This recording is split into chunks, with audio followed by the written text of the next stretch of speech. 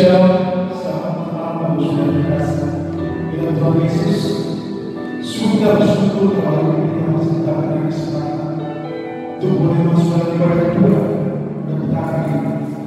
Mari kita siapkan hati kita, kita akan masuk dalam ibadah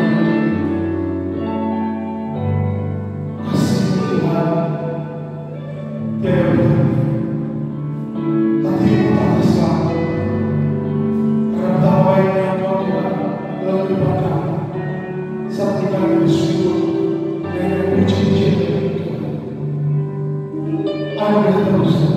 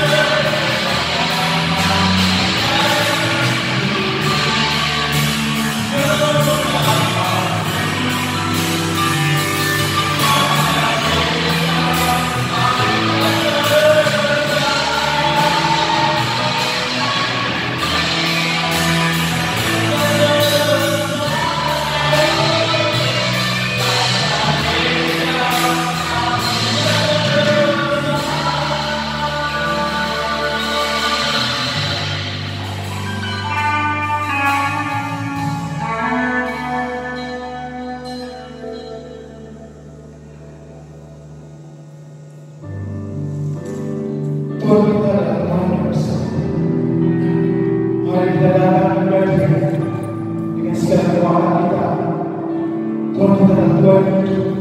Tuhan yang selalu dengan kita kekuatan, mampu jalan keluar di setiap masalah kita. Oleh sebab itu, mari kita tinggal Raja Tuhan Yesus, Raja bangsa.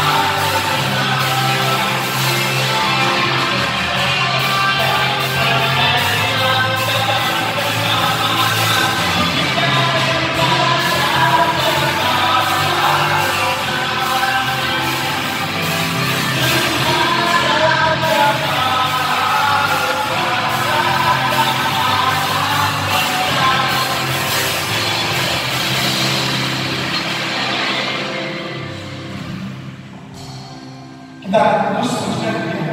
Kita kasih bagian melalui kemuliaan buat Tuhan Yesus kita. Terpujilah nama Tuhan. Kita teruskan Tuhan apa kemuliaan.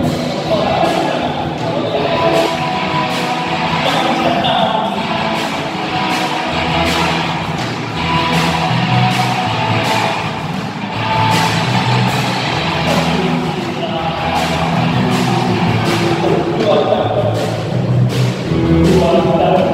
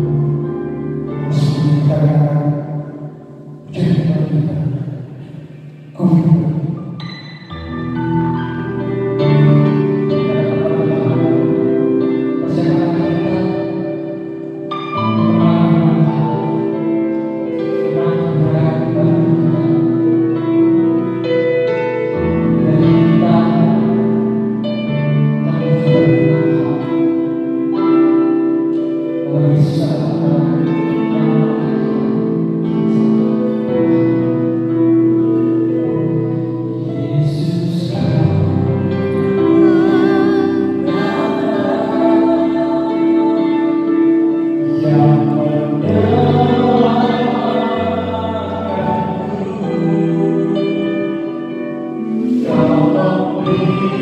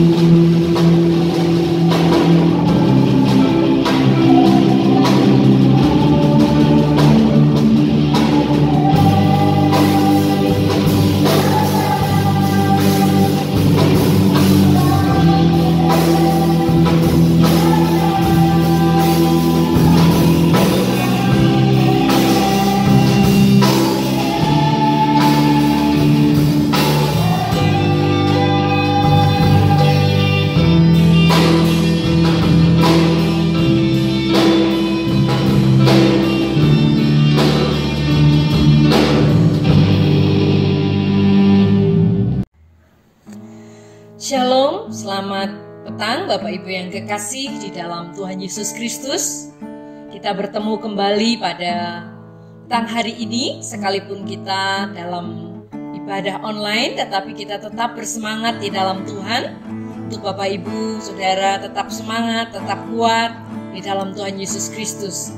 Firman Tuhan untuk kita pada sore hari ini terambil dari kitab Injil Matius pasal yang ke-23 ayat 1 sampai dengan 12. Injil Matius pasal 23 ayat 1 sampai 12. Sebelum kita merenungkan firman Tuhan, kita akan berdoa bersama-sama kepada Tuhan. Bapa kami yang bertahta dalam kerajaan surga yang mulia, kami mengucap syukur kepadamu ya Tuhan, oleh karena kasih dan anugerah yang Tuhan berikan kepada kami, sehingga sore hari ini, petang hari ini kami boleh bersama-sama untuk memuji, memuliakan nama-Mu, dan saat ini kami merindu untuk mendengar firman Tuhan. Sekalipun kami ada di rumah, tetapi kami tetap semangat, tetap bersekutu dan setia melayani Engkau. Berbicaralah bagi kami Tuhan, kami siap mendengar firman-Mu. Dalam nama Tuhan Yesus kami berdoa, haleluya, amin. Firman Tuhan dari kitab Injil Matius pasal 23 ayat 1 sampai 12. Demikian firman Tuhan. Maka berkatalah Yesus kepada orang banyak dan kepada murid-muridnya, katanya, ahli-ahli Taurat dan orang-orang Farisi telah menduduki kursi Musa. Sebab itu turutilah dan lakukanlah segala sesuatu yang mereka ajarkan kepadamu. Tetapi janganlah kamu turuti perbuatan-perbuatan mereka, karena mereka mengajarkannya tetapi tidak melakukannya. Mereka mengikat beban-beban berat lalu meletakkannya di atas bahu orang, tetapi mereka sendiri tidak mau menyentuhnya. Semua pekerjaan yang mereka lakukan hanya dimaksud supaya dilihat orang. Mereka memakai tali sembahyang yang lebar dan jubah yang panjang. Mereka suka duduk di tempat terhormat dalam perjamuan dan di tempat terdepan di rumah ibadat. Mereka suka menerima penghormatan di pasar dan suka dipanggil rabi. Tetapi kamu, janganlah kamu disebut rabi, karena hanya satu rabimu, dan kamu semua adalah saudara. Dan janganlah kamu menyebut siapapun bapa di bumi ini, karena hanya satu bapamu, yaitu Dia yang di surga. Janganlah pula kamu disebut pemimpin, karena hanya satu pemimpin, yaitu Mesias. Barang siapa terbesar di antara kamu, hendaklah ia menjadi pelayanmu. Dan barang siapa meninggikan diri, ia akan direndahkan. Dan barang siapa merendahkan diri, ia akan ditinggikan.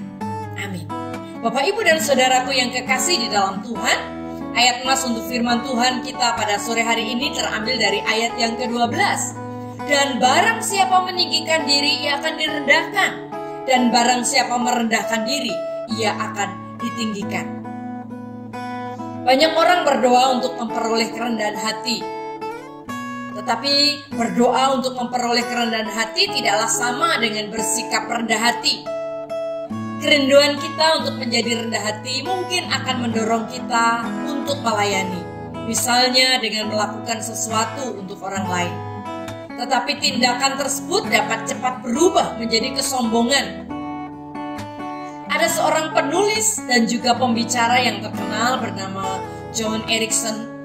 Dia mengungkapkan hal ini dengan tepat. Dia katakan begini, kita berusaha memperoleh kerendahan hati, tetapi semuanya lenyap seperti debu ditiup angin. Lalu, bagaimana kita dapat mengetahui bahwa diri kita benar-benar rendah hati? Kita tidak akan pernah dapat mengetahuinya.